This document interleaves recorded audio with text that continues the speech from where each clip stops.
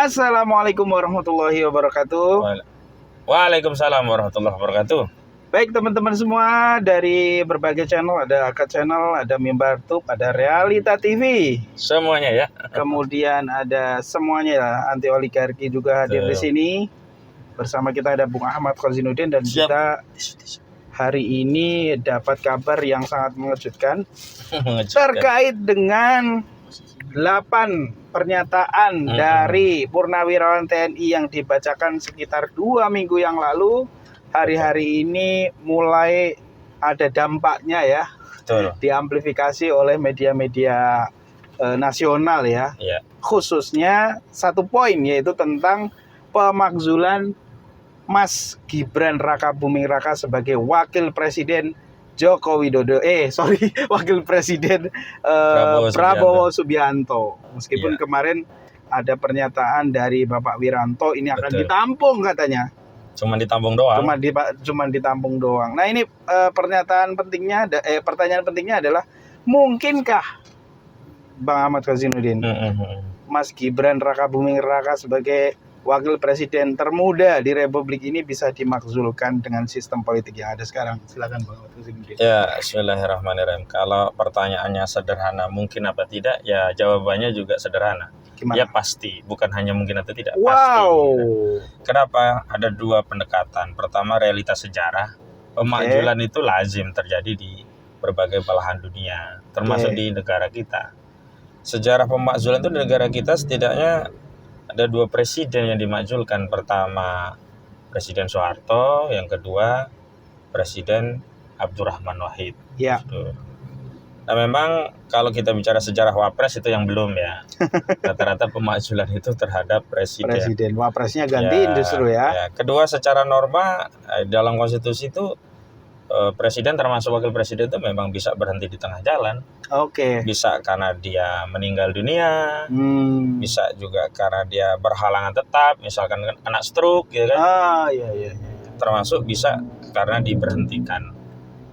Atau dalam bahasa ketatanegaraan lazim disebut dimakzulkan begitu. Ada gambar menarik. Pokoknya udahlah biarin ya. Realita TV. Ya, jadi karena itu ya biasa saja dalam politik itu proses pemakzulan itu gitu. Karena itu saya lihat apa yang disampaikan oleh Purnawirawan prajurit TNI yang meminta 8 poin. Di antaranya 1 poinnya adalah untuk memakzulkan Gibran Rakabuming Raka itu aspirasi yang wajar dan secara konstitusi itu konstitusional.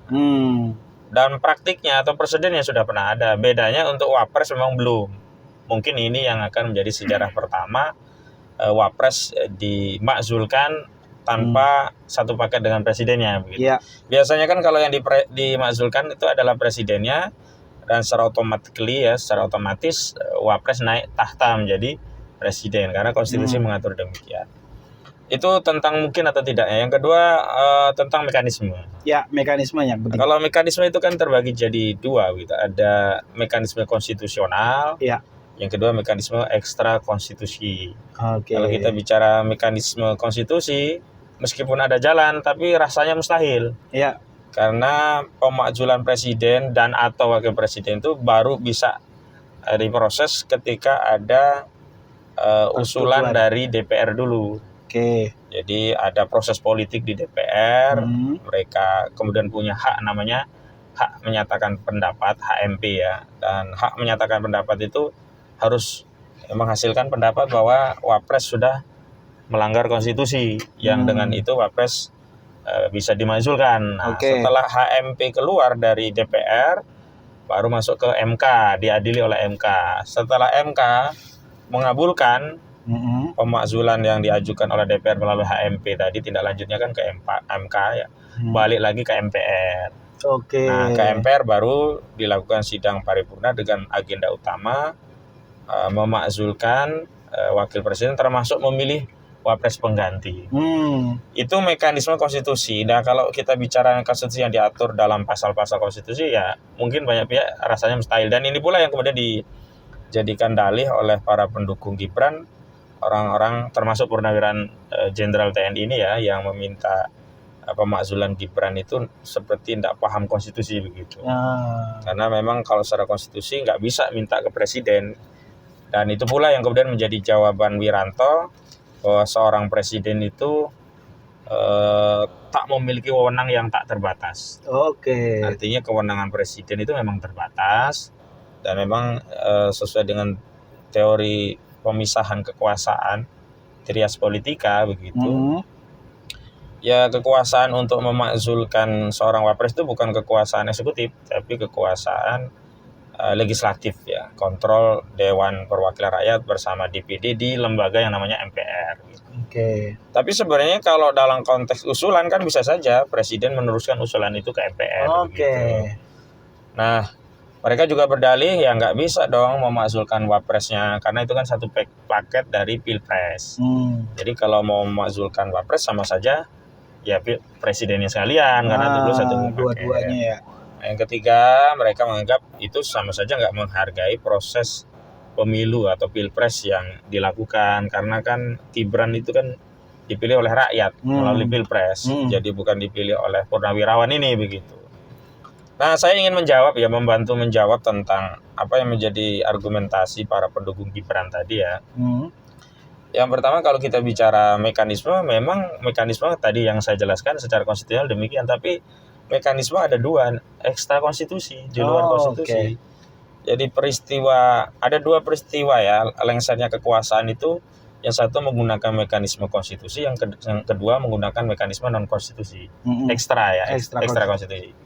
Yang menggunakan mekanisme konstitusi itu adalah saat pemakzulan Gus Dur. Itu. Yang menggunakan mekanisme ekstra konstitusi itu adalah pemakzulan Soeharto. Karena Soeharto dulu itu tidak dimakzulkan oleh MPR, tapi dia menyatakan mengundurkan diri setelah ada proses politik rakyat mau menuntut agar presiden dimakzulkan. Nah, kemudian Presiden Soeharto menyatakan berhenti. Jadi MPR dahulu itu bersidang bukan untuk menurunkan Soeharto, hanya menyetujui pengunduran itu dan mengangkat pengganti Soeharto, yakni B.J. Habibie diangkat menjadi presiden, kan begitu. Betul. Gitu. Nah, karena itu kalau kita rujuk mekanisme ekstra konstitusi hari ini pun bisa saja ya MPR langsung bersidang ya dengan dua agenda utama. Agenda pertama memakzulkan Gibran, agenda kedua menetapkan pengganti Gibran, dan itu bisa diambil dari proses politik di MPR, kesepakatan dari partai-partai yang ada siapa yang ditunjuk penggantinya begitu. Nah, dan kalau itu dilakukan dan bahkan rakyat mendukung kan selesai juga. Jadi ini untuk membantah bahwa apa yang dipilih oleh masyarakat melalui pilpres itu nggak bisa dimakzulkan kecuali dengan mekanisme yang diatur oleh konstitusi tadi gitu. Yang kedua, kalau dalihnya dulu dipilih rakyat, ya memang rakyat kan dulu pernah memilih. Dan hari ini rakyat pun ya boleh juga punya aspirasi untuk memakzulkan gitu loh.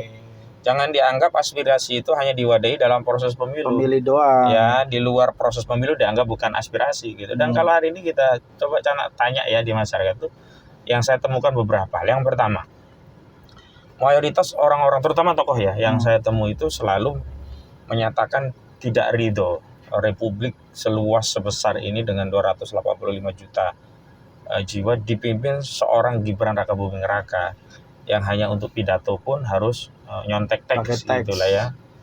Dan kita tahu ya banyak sekali ya hal-hal yang dilanggar saat dia bisa maju menjadi wapres kan, termasuk putusan MK nomor 90 yang menyebabkan dia walaupun belum 40 tahun akhirnya bisa maju. Padahal kan di pasal 169 Undang-Undang nomor 7 tahun 2017 tentang pemilu kan minimum usia itu 40 tahun. Tapi ditolong oleh Paman Usman akhirnya dia bisa ikut maju menjadi cawapres. Jadi suasana kebatinan tokoh-tokoh yang saya temui rata-rata mayoritas menyatakan nggak ridho dipimpin oleh Gibran. Yang kedua mereka khawatir karena kondisi Prabowo jika terjadi sesuatu maka yang naik tahta Gibran. Secara otomatis Gibran ya. Nah, mereka lebih khawatir lagi gitu kalau sampai terjadi itu.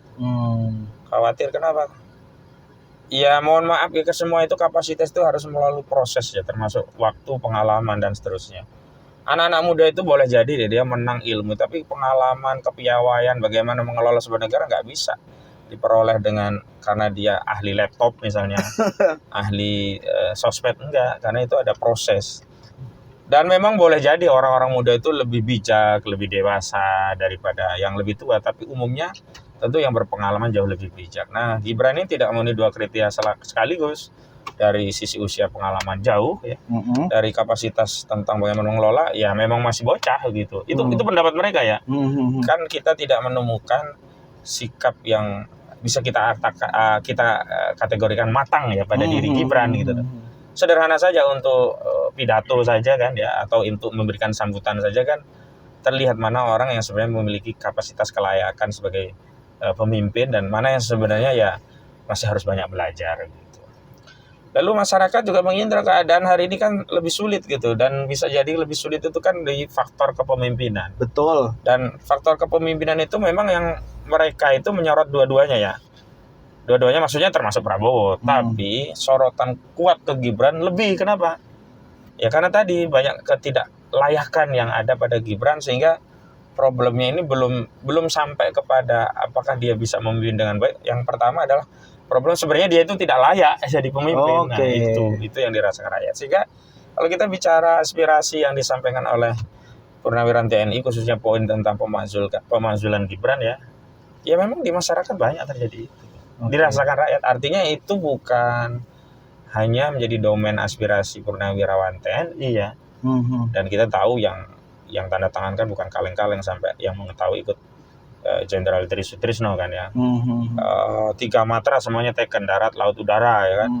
Itu luar biasa gitu. Saya kira ini harus menjadi perhatian seluruh pihak.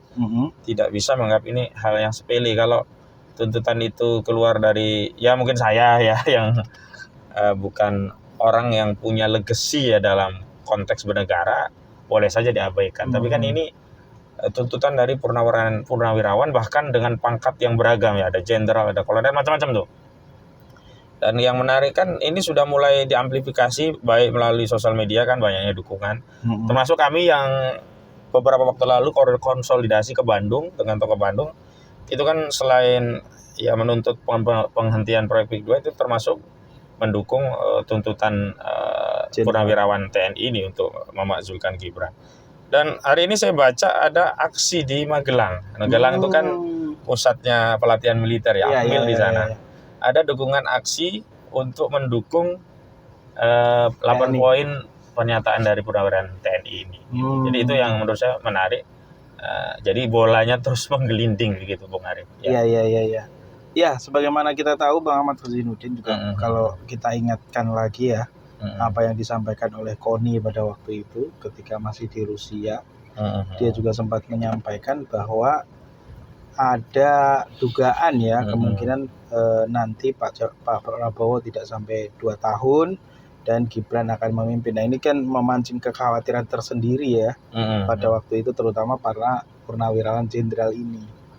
Dan kita tahu semua juga namanya Purnawirawan Jenderal TNI itu kan punya nasionalisme dan kecintaan terhadap negerinya yang sangat tinggi. Dan mungkin diantaranya adalah mereka tidak rela ketika negerinya dipimpin oleh Mas Gibran Raka Buming Raka.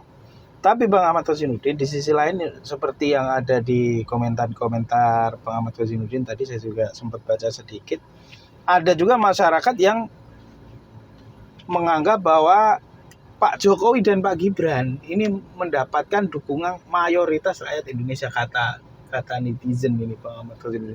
Akhirnya kemudian ini terbelah. Nah, ini apakah sebenarnya itu murni dari rakyat atau memang secara sistematis itu ada memang sengaja dikondisikan seperti itu supaya kita selalu beradu, atau memang rakyat Indonesia ini masih mayoritas dalam tanda kutip nggak memahami fakta seperti yang kemudian kita pahami selama ini Bang Ahmad Fazinuddin?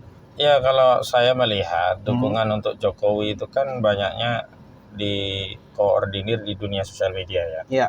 Yang di dunia sosial media itu tidak memiliki akar atas pendapat yang disampaikan. Karena satu orang bisa punya akun sosmed 10, 100, 1000 dan seterusnya.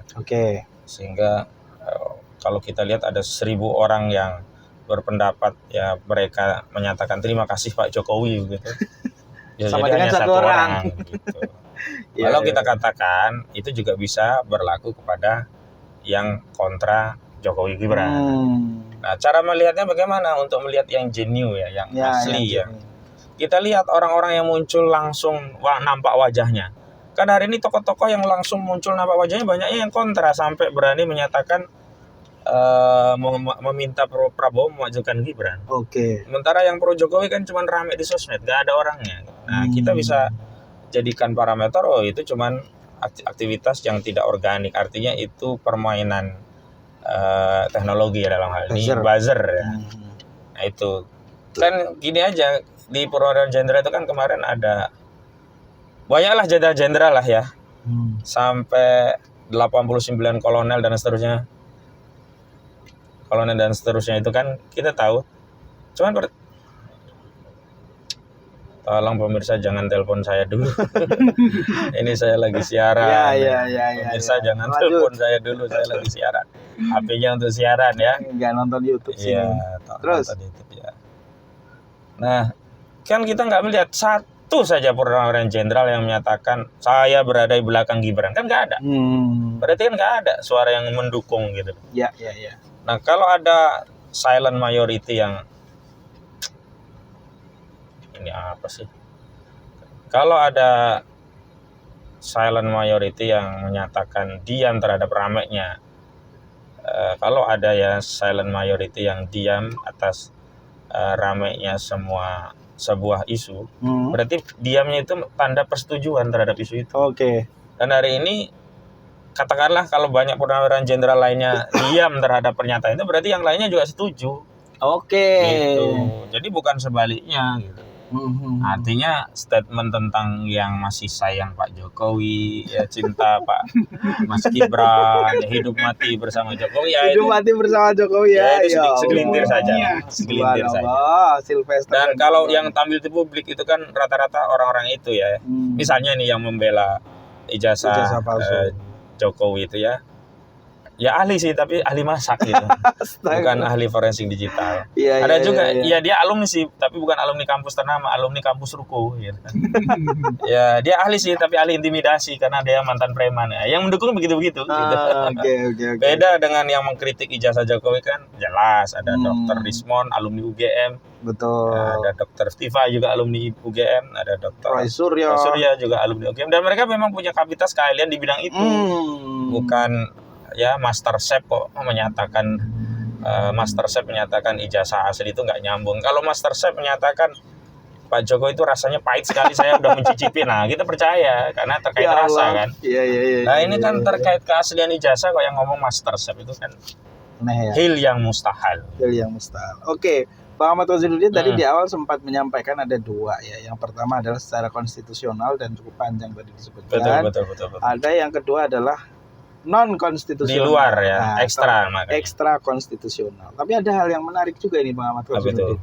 Jadi beberapa waktu yang lalu kita masih ingat bahwa dalam perkara ijazah palsu juga Mas Gibran ini juga dikatakan bermasalah ya, terutama Dr. Tiva membongkar bagaimana sejarah pendidikannya Gibran Raka Buming Raka, dan Roy Suryo membongkar juga bagaimana akun Cili Pali itu ternyata punya Gibran Raka Buming Raka.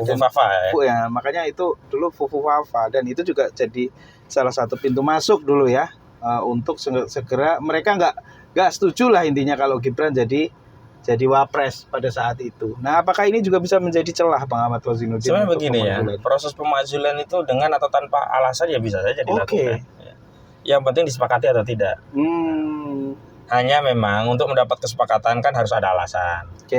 Nah, kalau kita bicara alasan itu terlalu banyak pintu, terlalu banyak alasan. Tinggal mau atau enggak. Terlalu banyak pintu ya Pak Ahmad ya. Iya, jadi nggak usah ngomongin banyak sekali gitu kalau mau dikorek-korek. Tinggal mau dieksekusi enggak. Nah, karena itu ketika purnawirawan prajurit TNI menyuarakan itu kan sebenarnya sudah akumulasi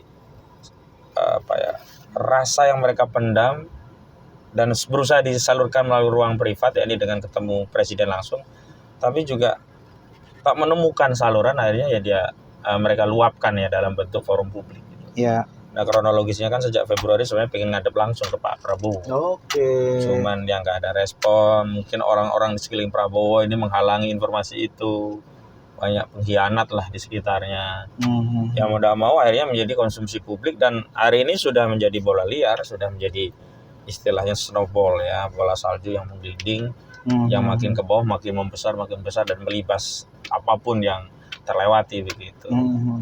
Dan kita dalam konteks seperti itu hari ini ya sebenarnya tinggal melihat apakah mau ikut aspirasi itu atau punya aspirasi yang lain. Nampaknya masyarakat saya lihat mengikuti aspirasi itu gitu.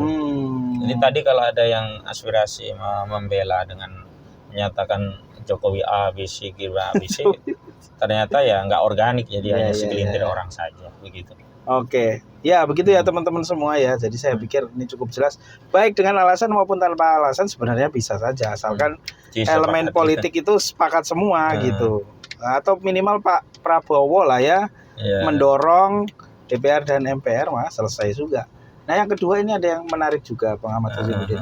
Jadi kan ini kata Bang Ahmad tadi cukup lama ya, bahwa para purnawirawan ini berusaha untuk menemui Pak Prabowo, mendiskusikan tentang poin-poin yang kemarin disampaikan dalam pernyataan sikap tersebut. Nah di antara poinnya adalah bahwa mereka meminta Pak Prabowo itu segera memecat menteri-menteri yang terafiliasi dengan Presiden Jokowi, dan kita tahu ada 13 menteri yang ada di kabinet Pak Prabowo ya, ini cukup besar ya. Yang ini adalah mantan menterinya Pak Jokowi, dan kita tahu semua Pak Jokowi secara politik ya kita bisa menilai lah bahwa Pak Jokowi masih cukup kuat dalam mengendalikan perpolitikan di negeri ini. Nah dari sini apa tanggapannya Bang Ahmad Hussainuddin? Sebentar, saya koreksi kalimat terakhir. Pak Jokowi kuat dalam mengendalikan perpolitikan di negeri ini keliru. Oke. Yang benar Pak Jokowi masih cukup kuat untuk mengendalikan Prabowo. Oke. Karena di luar sadis lagi. Iya, kalau kita bicara negeri ini kan banyak. Kayak saya kan nggak bisa dikendalikan Jokowi. Oke. Padahal kita kan punya peran politik di negeri ini begitu. Tapi karena presiden itu punya kendali utama dalam sebuah negara, maka seolah-olah semua masih dikendalikan oleh Joko Widodo. Gitu. Nah menarik alasan Wiranto ketika membuat pagar, bahasa saya itu, agar tidak bisa bertemu aspirasi purnawirawan dengan Presiden Prabowo itu dengan alasan ya tadi yang di awal saya sebutkan, bahwa Presiden tak memiliki kewenangan tak terbatas. Artinya Presiden punya kewenangan terbatas selaku pemegang kekuasaan eksekutif kan. Sementara legislatif yudikatif kan nggak dikuasai. Jadi kalau mau menghasilkan Gibran kan harus melibatkan kekuasaan lainnya. Oke, mungkin bisa kita pahami ya, walaupun ada jalan lain tadi yang saya sebutkan kan. Tapi dalam konteks untuk membersihkan kabinet dari pengaruh Jokowi itu kan benar-benar kewenangan Presiden, makanya disebut hak prerogatif, kan reshuffle mintanya. Orang-orang yang masih bau-bau Jokowi ini di reshuffle gitu.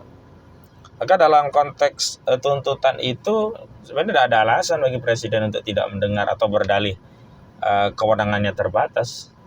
Karena kewenangan untuk mereshuffle kabinet itu murni prerogatif Presiden, tanpa perlu persetujuan DPR, tanpa perlu bersidang di Mahkamah Konstitusi.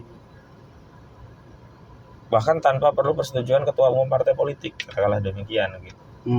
Buktinya di zaman Jokowi beberapa kali mereshuffle, dan itu tidak ada kaitannya dengan DPR, MPR dan seterusnya gitu. Maka hari ini harusnya paling tidak kalau memang benar Presiden Prabowo Subianto itu mendengar aspirasi koleganya di militer, bahkan seniornya para purnawirawan jenderal, harusnya ya kalaupun belum bisa memajulkan Gibran karena bukan kewenangannya, dia sudah bisa melakukan reshuffle dan membersihkan orang-orang Jokowi dari kabinet gitu. Karena orang-orang Jokowi ini kan sebenarnya yang banyak bermasalah dan hari ini terus dikritik publik, misalnya dalam kasus PIK 2. Ya kan Nusron Wahid sama Sakti Wahyu Trenggono itu malah jadi bagian dari masalah kenapa kasus ini tidak segera tuntas gitu, dengan manuver mereka berusaha melindungi aguan gitu. Dan kita nggak bisa lepaskan karena mereka semua juga menang orang-orang yang masih berbau Jokowi gitu loh. Nah ini yang sebenarnya bisa direspon oleh seorang presiden. Namun sayang Wiranto selaku staf khusus di bidang politik dan keamanan justru seolah-olah menganggap aspirasi purnawirawan jenderal itu aspirasi biasa, tak penting, bahkan menuduh dalam tanda petik ya, itu bikin gaduh karena dia berbicara tentang narasi pentingnya kita menjaga stabilitas karena kita sedang menghadapi banyak masalah begitu. Seolah-olah kan jangan tambah masalah dengan gaduh itu. Harusnya kalau kita sadar negara kita sedang banyak masalah agar stabil gitu. Salah satunya untuk menstabilkan negara kita dan menghindari banyak masalah ya dimakzulkan Gibran gitu. Itu akan menstabilkan gitu. Jadi kan ketika Purnawirawan itu mengajukan 8 poin saran kepada presiden kan itu sebenarnya untuk membuat stabil gitu. Hari ini yang bikin nggak stabil kan itu, makanya muncul sampai ada istilah matahari kembar gitu kan. Itu karena ada kekuasaan lain di luar kekuasaan yang diatur dalam konstitusi. Dan itu kekuasaan ilegal gitu. Ilegal ya, Bang? Iya. Oke. Ya demikianlah teman-teman wawancara eksklusif kita kembali dengan Bang Ahmad Khozinuddin, dan mudah-mudahan ini bermanfaat sebagai tanggapan respon terhadap berita yang berkembang soal usulan pemakzulan Gibran dari para purnawirawan TNI. Wassalamualaikum warahmatullahi wabarakatuh. Waalaikumsalam warahmatullahi wabarakatuh.